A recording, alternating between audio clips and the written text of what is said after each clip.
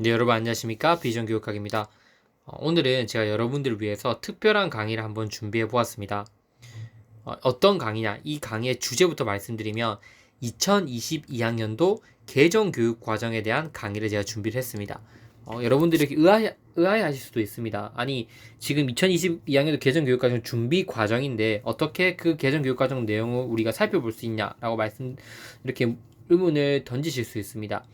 근데 2022 개정 교육과정을 준비하기 위해서 이미 다양한 자료들이 업로드 되어 있습니다. 많지는 않지만 크게 두 가지 자료들이 있었습니다. 제가 찾아보았을 때 2021학년도 4월에 발간된 함께하는 미래형 교육과정 추진 계획이라는 이 자료가 있습니다. 이건 교육부에서 출간을 했었고 2022학년도 개정 교육과정이 어떠한 배경 아래서 탄생을 했고 여기 보시면 정책적 여건 그리고 어떠한 추진 방향을 가지고 어떤 비전을 가지고 있고 어떤 과제를 안고 갈 것이냐 이거에 대해서 언급이 되어 있습니다. 그래서 이 내용들만 살펴보셔도 이 새롭게 개정되는 교육 과정이 어떤 인재상을 원하고 있는지 또 어떤 배경 아래에서 탄생되고 왜 이게 만들어졌는지 이걸 우리가 유추해 볼 수 있다는 거예요. 뒤에 보시면 간략하게 정책적 배경으로 여기 보시는 것처럼 시간과 장소에 구애받지 않고 언제 어디서나 학습을 할 수 있는 유연한 교육 환경을 구현하기 위해서 개정 교육 과정이 이제 만들어지고 있다고 볼 수 있겠죠. 그러니까 이렇게 하나하나 저와 함께 이 자료들을 살펴보면서 어떤 부분이 임용 교육학 시험에 나올 수 있는지 한번 저희가 추측을 해볼 겁니다. 핵심은 이거예요. 이 내용을 보면서 우리가 시험 문제에서 중요하게 다뤄질 부분들을 한번 짚고 넘어가자는 거예요. 이것만 보고 여기 있는 것만 외우라는 게 아닙니다, 여러분. 포인트는 여기 있는 내용들을 주요 깊게 한 번쯤은 보고 완벽하게 암기하고 시험장에 들어가자는 거예요. 그럼 이렇게 생각하실 수 있어요. 굳이 이걸 왜 봐야 되냐? 라고 생각하신다면 이렇게 볼 수 있습니다. 어차피 이 교육 정책을 만드는 거, 이 교육 정책을 만드는데 참여하는 주요한 입장의 사람들이, 교수진 분들이 결국 이 교육을 주도하고 이끌어가는 분들일 거란 말입니다. 따지고 보면. 그래서 그분들이 우리나라의 교육 방향 어느 정도 정할 거고, 그리고 교육과 관련된 부분들 다양한 정책 회의에 참여하셔서 이런 논의들을 살펴보고 계실 거란 말이죠. 그럼 결국 그러한 사고를 바탕으로 시험 문제를 출제하시게 된다면 이 내용들이 어느 정도 시험 문제에 담길 수밖에 없다는 거예요. 100% 담아내지는 않겠죠. 여기 있는 내용들이. 하지만 그런 느낌이라든지 흐름이라든지 그런 방향성이 어느 정도 시험 문제에 담길 수 있는 가능성이 높아진다는 거예요. 우리는 시험 문제를 추측하고 유추해보는 사람들입니다. 그럼 그거는 주관적인 판단으로 그렇게 해서는 안 된다는 겁니다. 객관적인 데이터, 그 교육 과정이라고 하는 거, 혹은 논문이라고 하는 거, 아니면 객관식 시험 문제라고 하는 거, 이런 것들을 바탕으로 우리가 필요한 내용들을 추론해보고 추측해봐야 된다는 거죠. 그래서 이미 2022 개정 교육 과정과 관련된 논문들도 나와 있습니다. 그 논문들도 시간이 되면 한번 살펴볼 거예요. 특히 그 논문들은 특수한 과에 맞게끔 적용이 되어 있어요. 예를 들면 사회과에서 2022학년도 개정교육과정을 적용하기 위한 방안, 정보과에서 적용하기 위한 방안, 이런 것들이 몇 편의 논문들이 있습니다. 그래서 그것들도 한번 살펴볼 거죠. 그럼 여러분 저와 함께. 그리고 이 내용이 끝나고 나면 2022 개정 교육과정 학생 학부모와 함께 이야기하다 이 자료도 볼 거예요. 이거는 앞전 자료는 4월 달에 출간된 자료라면 이거는 8월 달에 토의 토론회를 거쳤습니다. 이건 뭘 의미하냐? 이런 논의성을 바탕으로 학생과 학부모는 어떠한 사고를 가지고 있는지 보여주기 식으로라도 한번 소통을 한다는 겁니다. 그래서 어떤 토의 주제가 다뤄졌는지 여기 보시면 이제 공통 주제, 초중학교 분과 주제, 고등학교 분과 주제라 해서 함께 토의하고 토론했던 내용 주제들이 담겨 있어요. 이게 뭡니까? 결국 거기 참여했던 그 교수진분들 혹은 교육정책 관련된 분들이 생각하는 입장을 우리가 추측해보고 그게 시험 요소와 어떻게 관계가 있을 수 있을지 그건 제가 짚어드리고 도와드린다는 겁니다. 그래서 이 강의를 통해서 여러분들이 얻어가셔야 될 건 뭐냐면 저게 무조건 시험 문제 나온다 이게 아니라 저거 저렇게 봐서 중요할 수 있겠구나 이것만 느끼시면 된다는 거예요. 이 내용, 이 강의와 2015 개정 교육과정 강의를 보시면 여러분들이 교육의 어떤 흐름에 대한 어떤 생각이 좀 넓어지실 겁니다. 시야가. 그래서 첫 번째 오늘 우리가 살펴볼 내용은 뭐냐면 여기 목차를 함께 보겠습니다.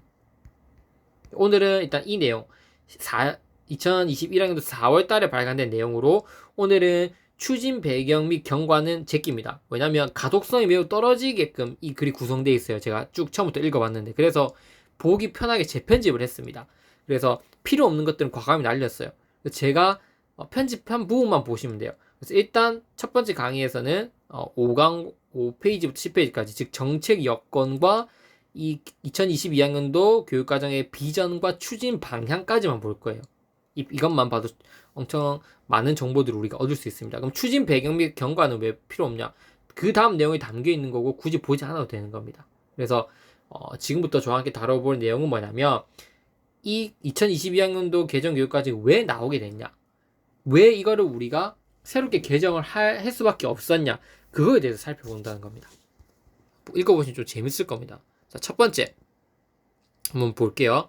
자, 2020 개정교육과정 추진의 어떤 정책적 배경, 왜 추진하게 됐냐라고 본다면 첫 번째, 미래교육의 변화와 도전 요인 때문에 이렇게 새롭게 교육과정을 편성하게 됐다. 우리가 이렇게 읽을 수 있는 거예요. 왜냐하면 첫 번째, 앞으로의 교육은 변화한다는 거예요.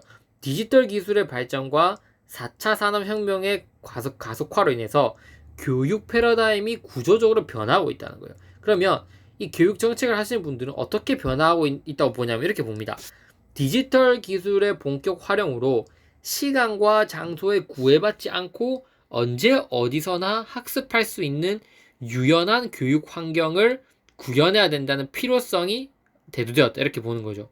여기서 우리가 집중해서 봐야 될 건 뭐냐면 이제는 과거와는 다르게 디지털 기술이 정말 본격적으로 활용된다는 거예요. 코로나19 때문에 그런 것도 있지만 이제는 우리가 빅데이터, 스마트폰, 유튜브 이런 걸 통해서 내가 걸어다니는 컴퓨터를 아이들이 가질 수 있게 되는 환경이 마련되어 있어요. 이건 곧 뭘 의미하냐? 아이들이 언제 어디서든 구해받고 언제 어디서는 학습할 수 있는 그런 환경을 마련해줄 필요성이 생긴다는 거예요. 이제는 학교 안에서만 교육을 만들고 학교 교육 안에서만 아이를 어떻게 교육해야 될지 이게 중요한 게 아니라 학교 밖에서도 어떻게 교육을 할지 그게 중요해지는 시점이 왔다는 겁니다. 학교 밖에서 일어나는 교육까지도 우리가 점검을 해야 된다는 거죠. 즉 예를 들면 학교 안에서 온라인 강의를 만들어서 미리 시청을 하고 오게 하는 온라인 오프라인 어떤 융합 강의를 하게 한다든지 아니면 이제 학교 안에 말고 학교 밖에서 교육 프로그램을 실시한다면 평생 교육이 또 중요해지게 된다는 거예요. 그래서 한 사람의 어떤 이 학습자를 놓고 보았을 때 학교 이외에 언제 어디서나 교육을 받을 수 있는 환경 이것과 연관된 거는 바로 평생 교육 파트라는 겁니다.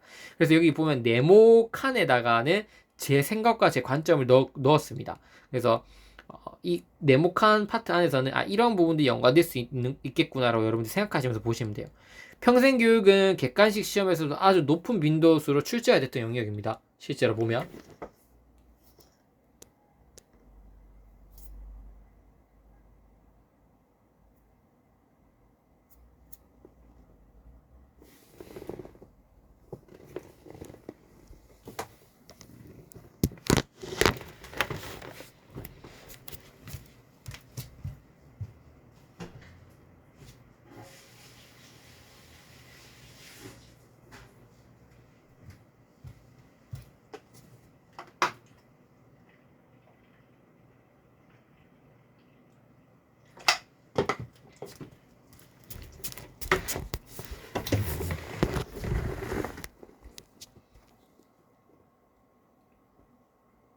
근데 잠시 강의가 끊겼습니다. 자, 이어서 보자면 특히 이 평생교육 파트 중에서도 학점 은행제, 그 다음에 학습 계좌제, 학습 휴가제, 그리고 더 나아가서는 어떤 페다고지, 그리고 학습 네트워크 더 나아가면 이런 부분들이 우리가 이제 중요해졌기 때문에 우리가 한번 볼 수 있어야 돼요.